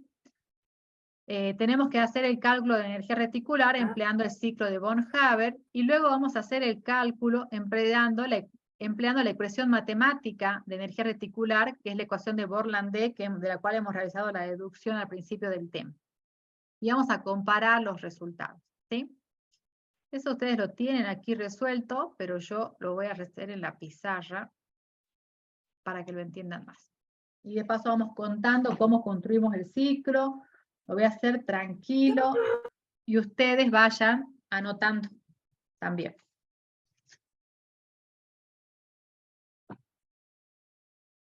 Dice, calcule la energía reticular del cloruro de calcio a partir de los siguientes datos. Tenemos como dato la entalpía de formación. Para construir el ciclo de von Haber, lo conveniente siempre es comenzar con la ecuación química de la entalpía de formación. Y para eso tenemos que recordar la definición de lo que es una entalpía de formación que hayamos visto en Química 1. La entalpía de formación era la entalpía de la formación de un mol de una sustancia a partir de sus elementos en sus estados estándares. Ese era el proceso, el calor involucrado en ese proceso. O sea, la entalpía de formación es el calor involucrado en la formación de un mol de un compuesto a partir de sus elementos en sus estados estándares. ¿De qué compuesto entonces tendré que escribir la ecuación correspondiente de la entalpía de formación? Y del que tengo que averiguar la energía reticular, del cloruro de calcio. Entonces, el compuesto iónico, cloruro de calcio, va en los productos. Lo escribo acá. Cloruro de calcio, ¿sí? Y tengo que aplicar la definición de entalpía de formación. Es la entalpía o el calor involucrado cuando se forma un mol de un compuesto. Fíjense que escribí entonces el cloruro de calcio, que es el que quiero averiguar después la energía reticular. Y es importante que se acuerden la definición de que es un mol de compuestos. Acá tiene que haber un 1. Entonces yo acá lo que ponga en los reactivos lo tengo que igualar de forma tal que acá haya uno solo. Un mol de compuesto iónico a partir de sus elementos o de los elementos que lo forman en sus estados estándares. ¿Qué elementos forman el cloruro de calcio? El cloruro y el calcio. El calcio. ¿Y el otro cómo se llama? No se llama dicloruro, ¿cómo se llama? El cloro. Cloro, ¿sí? Cloro, bien. Entonces, uno de los elementos es el calcio. Lo pongo en los reactivos, en sus estados estándares, o sea, en el estado en el que existe el calcio en condiciones estándares. Las condiciones estándares eran una atmósfera de presión y 25 grados centígrados. En esas condiciones, ¿en qué estado de agregación existe el calcio? ¿Sólido, líquido o gaseoso? Sólido. Sólido. Entonces, vamos a poner calcio entre paréntesis sólido. Más. Y el otro era el cloro en su estado estándar. ¿Cómo existe el cloro? El cloro en principio tengo que tener en cuenta que existe como una molécula biatómica. Tengo que escribir sí o sí. Ve y no se actualiza la pizarra. El cloro, ahí está. Subíndice 2 es una molécula biatómica. En condiciones estándares, el cloro, ¿en qué estado de agregación existe? ¿Sólido, líquido o gaseoso? Gaseoso. Gaseoso. O sea que acá voy a poner gas. Ahora lo que tengo que mirar es que la ecuación esté igualada, pero siempre acá tengo que tener 1 de coeficiente estequiométrico. O sea que si tengo que igualar y poner algún coeficiente, acá en los productos siempre va el 1 y pondré lo que sea necesario como coeficiente en los reactivos para que me dé un solo mol de producto. ¿Sí? Tengo que igualar algo, tengo que poner algún coeficiente estequiométrico delante del calcio o del cloro. No. ¿O está igualada? No, está igual. Está igualada. Ya Bien. está igualado, profe. Sí, está igualada. Entonces, esta ecuación que hemos escrito es la ecuación correspondiente a la entalpía de formación. Escribo el símbolo químico de la energía involucrada en la flecha. Bien. Por otro lado, tengo que involucrar en este ciclo termodinámico a la energía reticular. La energía reticular, ¿cómo la hemos definido? La energía liberada para formar un mol de compuesto iónico, en este caso un mol de cloruro de calcio, a partir de sus iones en estado gaseoso. Acá abajo voy a escribir la ecuación correspondiente a la energía reticular. Sería la formación de un mol de cloruro de calcio a partir de sus iones en estado gaseoso. ¿Qué iones forman el cloruro de calcio?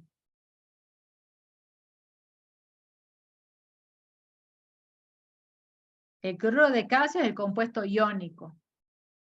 ¿Cuáles son los iones que lo están formando? Tienen que dar el elemento y decirme la carga.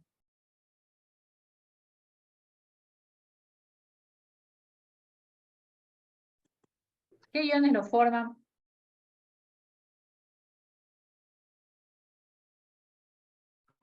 Cloro -1, algo así. Correcto. Cloro -1 o cloruro. ¿Y qué más? Y calcio +1. Más 2. Calcio más 2. Aquí prestemos atención. Hagamos los estados de oxidación, ¿sí? Tienen que volver a familiarizarse con eso. El cloro, cuando está formando sales binarias, acuérdense las reglas de nomenclatura, siempre está conectado de oxidación -1. -1 por 2 es -2. Y si miro la tabla periódica, el calcio está en el grupo 2 y la reglita decía que únicamente podía tener estado de oxidación +2. ¿Sí? Así que acuérdense de eso. Entonces, tengo el ion calcio +2 y la definición dice, es la energía que se libera cuando se forma un mol de sólido iónico a partir de sus iones en estado gaseoso. O sea que tengo que poner el calcio +2 gaseoso, el cloruro en estado gaseoso, y para que esté igualada me falta colocar un 2 adelante del cloruro, porque acá tengo un 2 como subíndice. Esta ecuación es la correspondiente a la energía reticular. ¿Me siguen hasta allí? Sí, profe. Bien. Ahora tengo que hacer los pasos necesarios entre el calcio sólido que tenemos aquí arriba y el calcio +2 que tenemos aquí abajo y poner todas las energías involucradas en el proceso de pasar desde el calcio sólido en estado de oxidación 0 hasta el calcio +2. El primer paso es pasarlo del estado sólido al estado gaseoso. Un poco la indicación de esto me la van a dar, o de qué pasos tenemos que hacer, me la dan los datos que tenemos en el enunciado, ¿sí? Tengo el dato de la entalpía de sublimación del calcio. Entonces, la sublimación, ¿qué era? El pasaje del estado sólido al estado gaseoso. Primero, entonces, tengo que pasar el calcio al estado gaseoso. Aquí tengo involucrada la entalpía de sublimación. Ya tengo el calcio gaseoso. ¿Qué más tengo que hacer para obtener calcio +2 en estado gaseoso? ¿Qué me falta?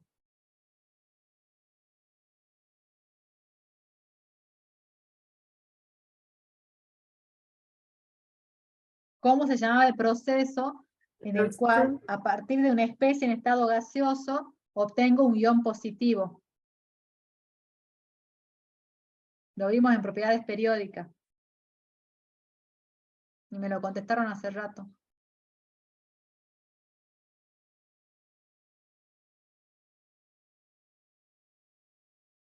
La energía de ionización. Ionización, correcto. Entonces tengo que hacer la primera y la segunda ionización del calcio.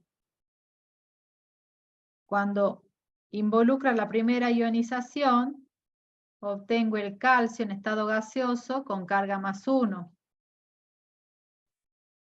En la segunda energía de ionización obtengo el calcio con carga +2 en estado gaseoso. Si quieren, le pueden poner aquí el electrón o acá abajo el electrón. No le hace, digamos. ¿Sí? Entonces tengo acá involucrada la primera energía de ionización y la segunda. Ya terminé lo del calcio. ¿Alguien tiene dudas de estos pasos desde el calcio?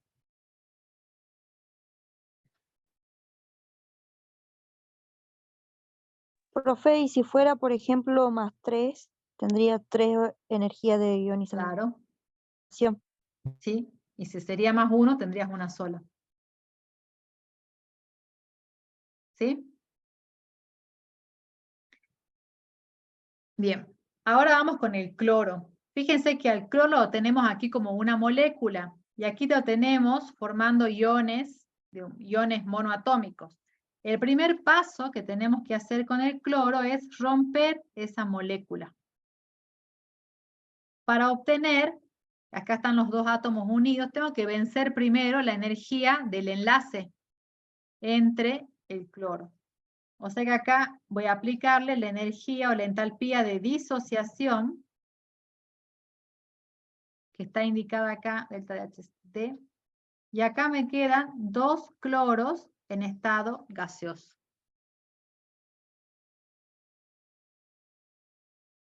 Una aclaración que no les hice, sobre todo en esta parte. El coeficiente estequiométrico que tenga el calcio o el cloro, en el caso de este ejercicio, se le aplica a los valores de energía, porque recuerden que las energías están en kilojoule por mol. O sea que si acá, en otro compuesto, yo tendría, no sé, un 3 medio, por decirle, y tengo que hacer una disociación acá, a la entalpía de disociación le aplico el 3 medio. ¿Sí? ¿Está bien, chicos? Se van aplicando los coeficientes estequiométricos.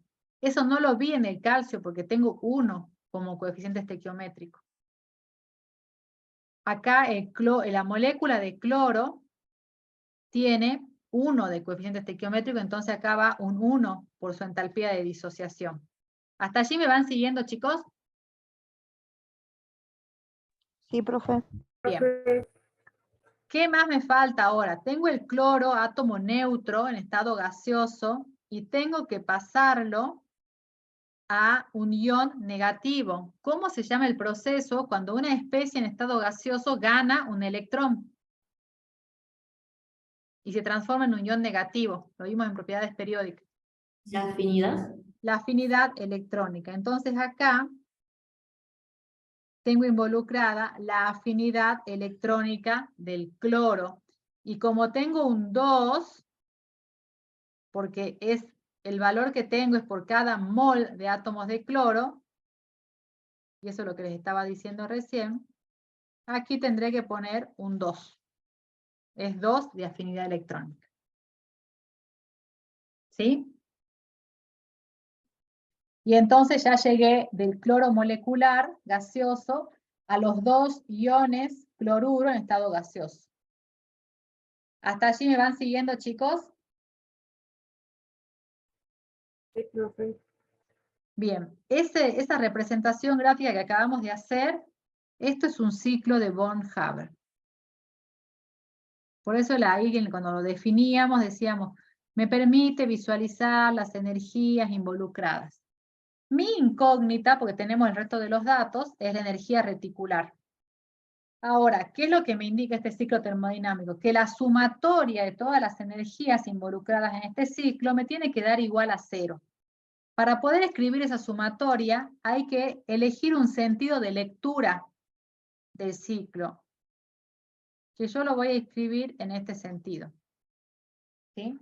Sería el sentido contrario a las agujas del reloj. Ustedes pueden elegir el de las agujas del reloj si quieren. Esto es por simplicidad, porque tengo la mayoría que va en ese sentido para que me quede la mayoría positiva, nada más que es por eso, cuando ponga los términos. Pero no deberían tener diferencia en el número. Fíjense entonces, elijo un sentido y voy escribiendo en el sentido que elegí todas las energías que se encuentren en el mismo sentido que en el que estoy indicando, las voy escribiendo con cierto signo. Cuando me encuentre con una energía que esté en un sentido diferente al que voy leyendo, le pongo el signo contrario. ¿Cómo sería esto? Miren, comencemos a leer con otro color. Comencemos a leer. Lo primero que me encuentro, voy leyendo así, me encuentro con la entalpía de sublimación. Lo voy a escribir acá. Lo voy a escribir acá para no pasar la hoja. A ver, esperen un cachito. Voy a hacer más chiquita esta flecha.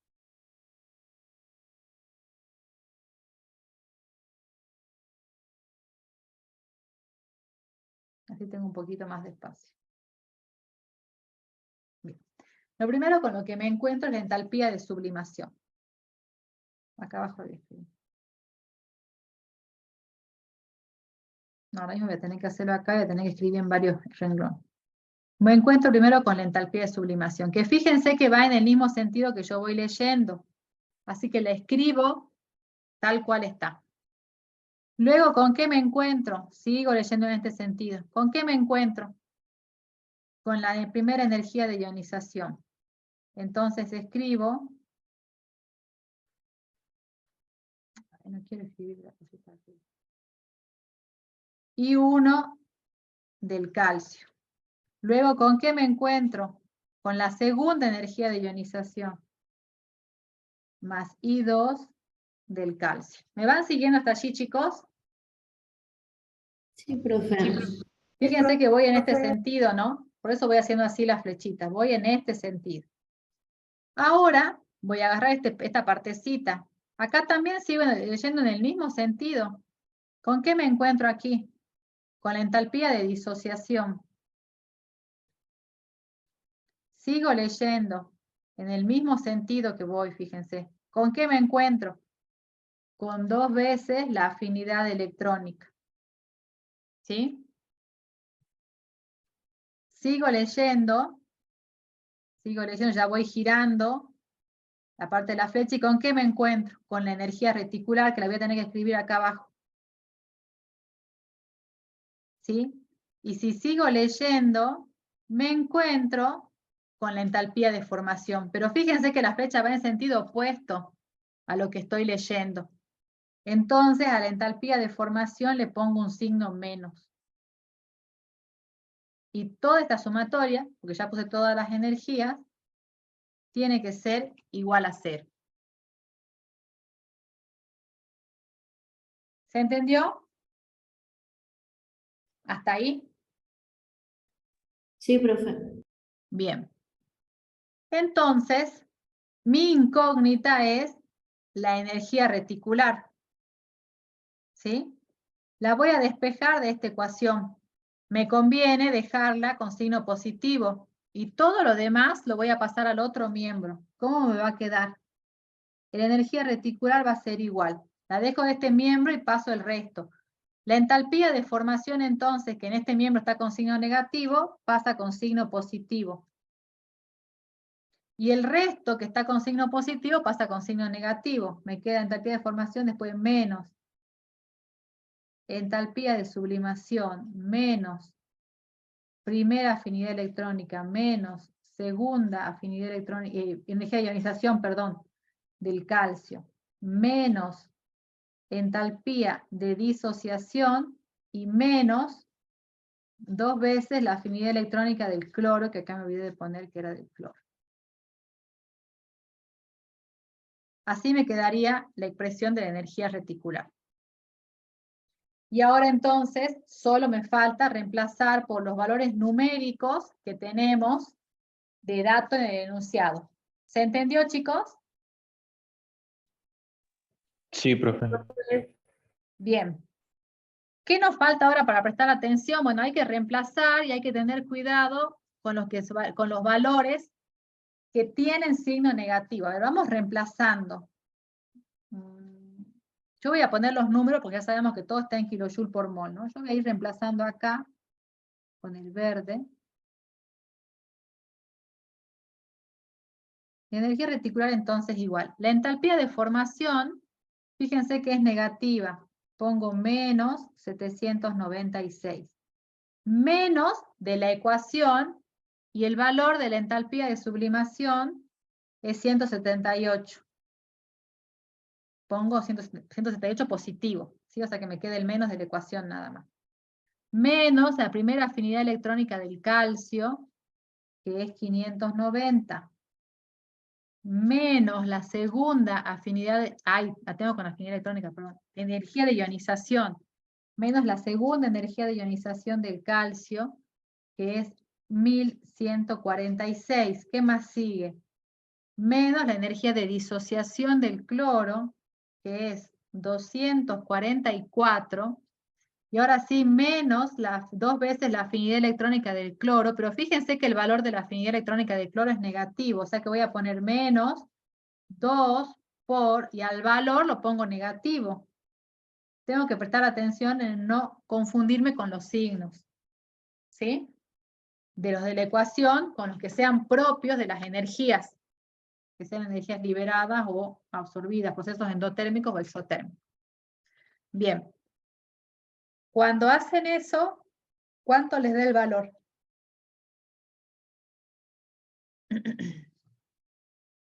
A mí me dio menos 2256. Bien. Menos 2256. 2256 y sería kilojoule, ahora sí le ponemos las unidades, kilojoules por mol.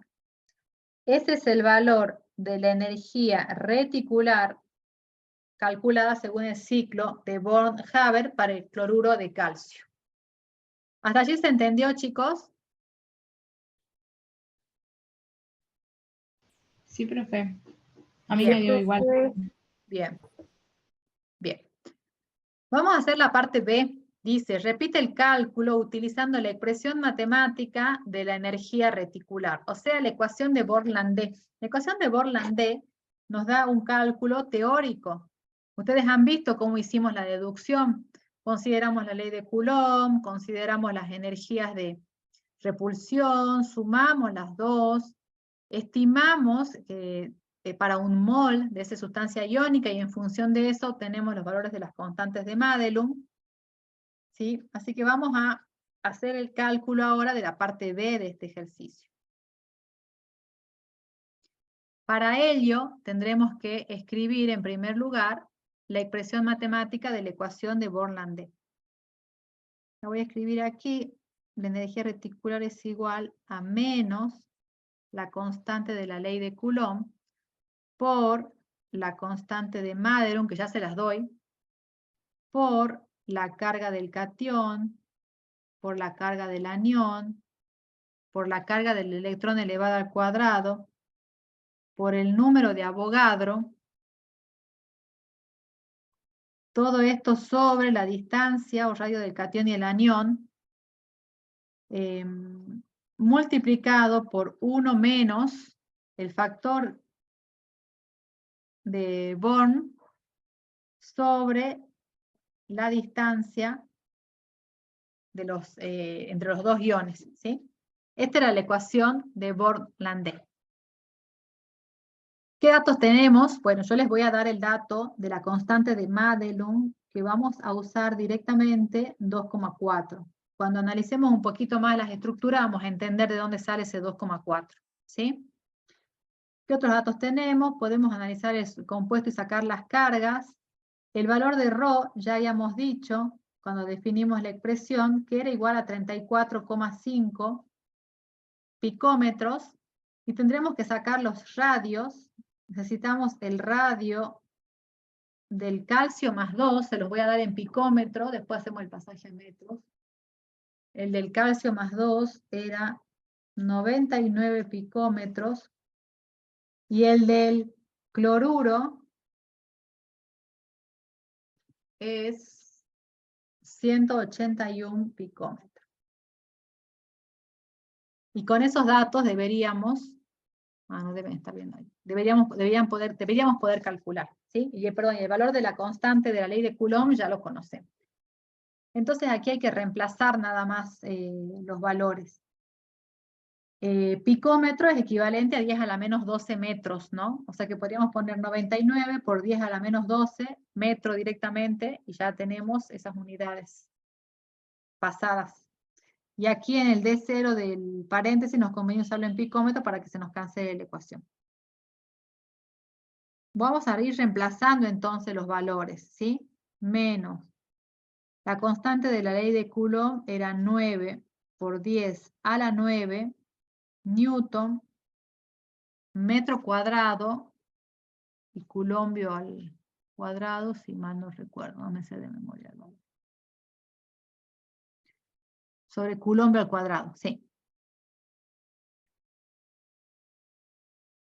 Sobre coulombio al cuadrado.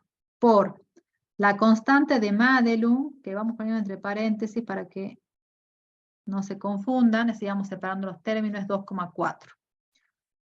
Por la carga del catión, que es más 2, con la carga del anión, que es menos 1, y acá me tiene que quedar todo en realidad, esto, perdón, iba en barras de valor absoluto, en la ecuación.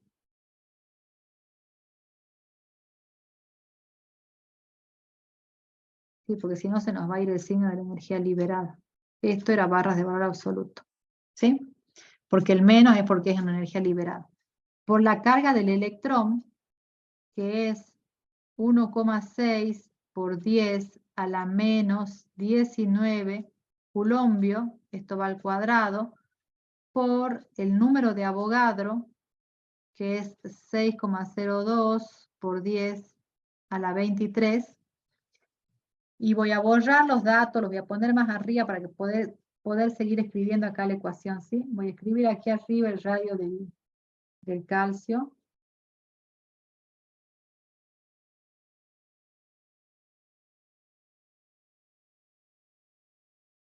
Y el radio del cloruro va.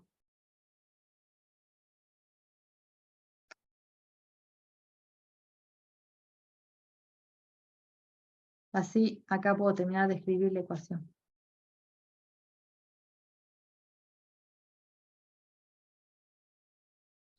Bien. Todo esto por 1 menos 34,5 picómetros sobre la suma de los radios sería 99 picómetros más 181 picómetros. Y todo esto también sobre la suma del radio del catión y el radio del anión, pero en metro. Entonces directamente ponemos 99 por 10 a la menos 12 metros más 181 por 10 a la menos 12 metros. Estoy haciendo la equivalencia directamente de picómetro a metro, ¿sí? Es 10 a la menos 12. Bueno, y ahora hay que calcular este valor.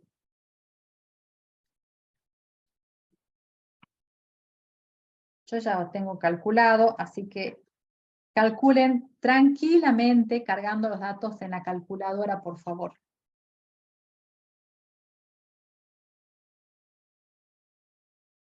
Y me dicen cuánto les da. No les va a dar igual que el ciclo de Von Haupt, ya les voy diciendo, así que no me mientan con el valor. Pongan tranquilito los dedos en la calculadora y pónganse a calcular.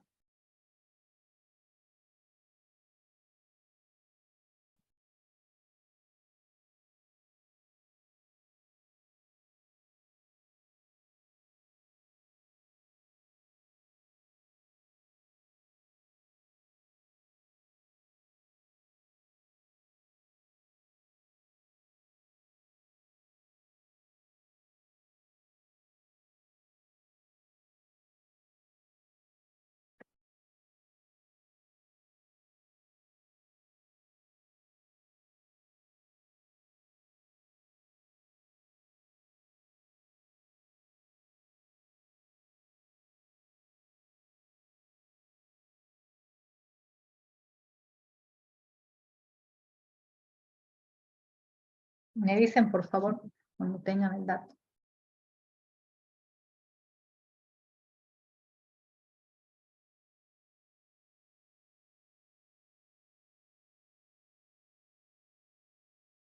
A ver.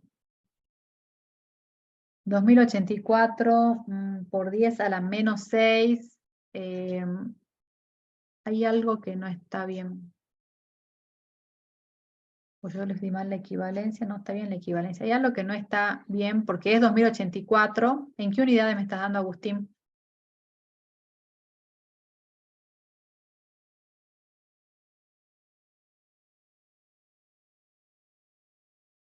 Hay alguna equivalencia que no está bien.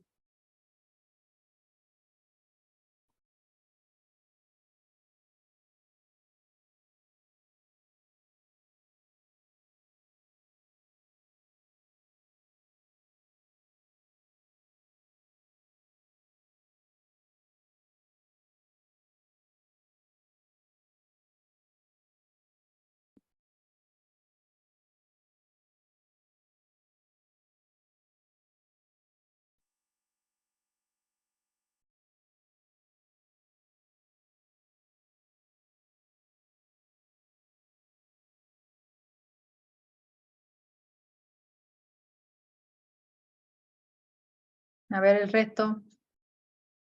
La primera parte del número está bien, Agustín, pero no es por 10 a la menos 6, por eso te pregunto las unidades.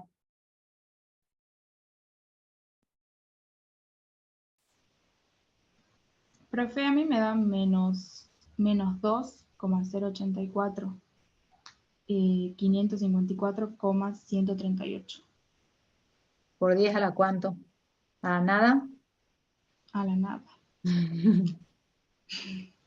No. Y está bien la equivalencia que les di acá, era picomet. No, está bien esto. Esto está bien. Al elevado al cuadrado se tiene que haber elevado. Hay algo que no está, hay alguna equivalencia de 1.000.000 o de 1.000 que no está correcta, de 1.000 en el caso tuyo, Julieta, y de 1.000.000 en el caso de Agustín, porque el número es 2084, 2085 tengo yo. Por eso le pregunté después en qué unidades. Ah, no, a ver, perdón. Yo estoy mal acá. Esto me va a dar en Joule. Entonces está, a ver, 2 con menos 2 por día. Ahí está. Ese es el valor, el de Mónica. Esto me va a dar en Joule, ¿por qué? Porque estos culombios al cuadrado se me van a, yo ya lo estaba leyendo en kilojoule, pero igual tienen un error, Julieta y Agustín tienen un error. Este culombio al cuadrado se me va con el culombio al cuadrado de aquí. Estos se me van con estos, de la carga del electrón. Uno de los metros se me va con los metros del denominador. Me queda newton por metro, entonces el cálculo les va a dar en joule. Y acá me dice menos 2,09 por 10 a la 3. O sea, él le da a Mónica menos 2090 joule. ¿Sería así, Mónica? Sí, ¿no? Por 10 a la 3 le da. No. No da. Le da en kilojoule. No, no está bien el de Mónica. A ver, voy a ir anotando a 82. A ver quién da más. Voy a ir anotando todos los valores. No, el de Agustín estaría bien si estaría a la 6, no a la menos 6. Mónica me dijo. ¿Y el tuyo, Julieta, es 2, o es 2 millones? Ya borré el número encima. Creo que era, a ver.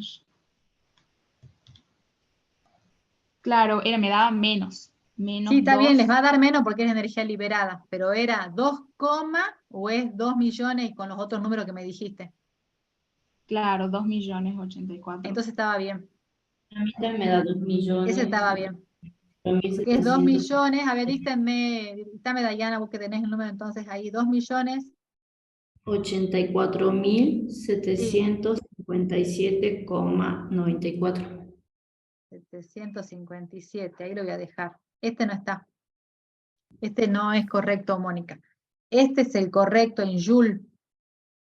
Porque en kilojoule sería equivalente a tener 2084,8, si quieren, kilojoule. Y esto, como son partículas por mol, esto sería joule por mol, y acá nos daría el kilojoule por mol. ¿Sí? Y este es el valor de energía reticular que nos da. Va a ser diferente el del ciclo de von Haber. A ver qué más acá Karen me puso. Ahí está, Karen estaba correcta también, y Alex también estaba correcto. Y Sofía, no, Sofía no estaba correcta. No era por dejarla bien. Alex y Karen estaban también con el valor correcto. Que lo teníamos entonces en Joule, porque acá nos da Newton por metro, que sería Joule, y pasado a kilojoules es 2084. Vamos a tener diferencia con el cálculo del ciclo de von Haber. Bien, bien Agustín. Bien Agustín. En el ciclo de von Haber, pero no tantas diferencias. Entonces, este es según la ecuación de Born-Landé, y el que calculamos recién por el ciclo de von Haber es menos 2256, ¿no es cierto? 2256 teníamos kilojoule por mol. ¿Sí? Este es el ciclo de von Haber, este con la ecuación de Born-Landé. Tenemos los dos valores. Hay diferencia, como dice el punto. Repite el cálculo utilizando la expresión matemática de la energía reticular, ya lo repetimos. Compare los resultados y explique la diferencia. ¿A qué se debe la diferencia? La diferencia se debe a que este es un valor teórico y este es un valor experimental. ¿Por qué el ciclo de von Haber es un valor experimental? Porque utiliza, para calcularlo, los datos de otras energías que han sido medidas experimentalmente. ¿Y por qué además entonces la diferencia? Hacer un cálculo teórico no tiene incorporado lo que estudiamos anteriormente, que es el grado de carácter covalente de los compuestos iónicos. La diferencia se debe a que el compuesto tiene cierto grado de carácter covalente, que no está reflejado en la expresión teórica de Born-Landé, pero que sí está incorporado en el ciclo de von Haber, porque las energías que utilizamos para hacer el cálculo en el ciclo de von Haber han sido medidas experimentalmente. Entonces ya han incorporado en esa medición experimental el cierto grado de carácter covalente que tiene, en el caso de este compuesto, el cloruro de calcio. ¿Se entiende, chicos? Sí, profe. Bien, esa es entonces la diferencia. ¿Y han entendido cómo se calcula el ciclo?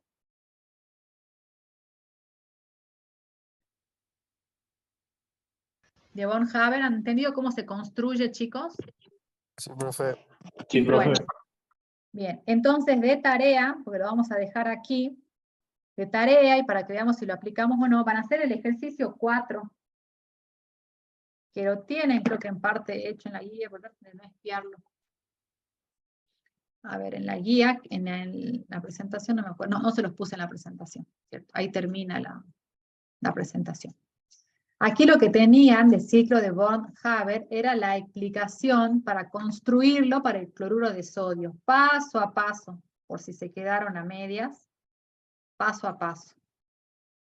Tenían el ciclo, tenían la expresión que hemos descrito, y las diferencias entre un valor y otro, ¿sí? Era como ejemplo para el cloruro de sodio, resolvimos el ejercicio 3, al 2 lo vamos a hacer al comienzo de la clase que viene, pero el 4, porque es más razonar para razonar cualitativamente, pero el 4 no lo tienen resuelto, y tienen, fíjense, todos los valores, y además tienen escrita la ecuación química de cada paso. O sea que solo deberían construir el ciclo y calcular la energía reticular. Únicamente aquí les pide a partir del ciclo de von Haber. Entonces quisiera que lo practiquen para ver cómo les da y que controlemos ese valor cuando comencemos la clase que viene. Que me anotan aquí tarea, ustedes me hacen acordar. Hacemos el ejercicio 2, es más para razonar el ciclo de von Haber, y a partir de ahí vamos a avanzar con la parte de las estructuras cristalinas. ¿Sí? Vamos a terminar iónico y vamos a comenzar con metálico. ¿Sí, chicos? Sí, profe. Profe, Bien. tengo una duda. Yo entré un poquito tarde a la clase y usted dijo algo sobre el laboratorio. Sí, que no van a tener laboratorio todavía. Ya les mando mensaje a través del aula. Ah, bien, bien. No va a haber laboratorios porque tenemos que definir unas cuestiones con los docentes para terminar de reforzar la cátedra. La constante de la ley de Coulomb es positiva, Agustín. El signo menos que tiene adelante se refiere a la energía liberada. ¿sí? Que es una energía liberada. Bien, entonces detengo aquí la presentación. Nos vemos, chicos, detengo la grabación.